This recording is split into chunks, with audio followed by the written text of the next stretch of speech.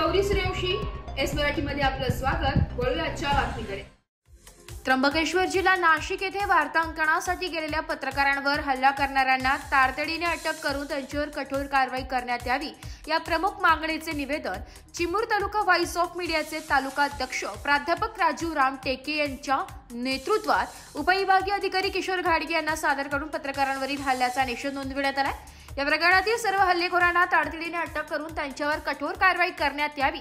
राज्यातील पत्रकारांच्या सुरक्षेसाठी शासनामार्फत विशेष उपाययोजना करण्यात याव्यात। भविष्यात अशा घटना टाळण्यासाठी शासनाने ठोस प्रभावी धोरणे आखावे अशा विविध मागण्यांकरिता निवेदन देताना व्हॉइस ऑफ मीडिया तालुका अध्यक्ष प्राचार्य राजू राम टेके, जिल्हा सरचिटणीस श्रीहरी सातपुते, प्रमोद राऊत, रामदास हेमके, भरत बंडे, जितेंद्र सहारे, वंदना घोनमाड-मोडे, रामदास ठुसे, उमेश शंभरकर, नितीन पाटील, राजकुमार चुनारकर, विकास खोब्रागडे, संजय नागदेवते, फिरोज पठाण, विलास कोरम, योगेश सहारे उपस्थित होते।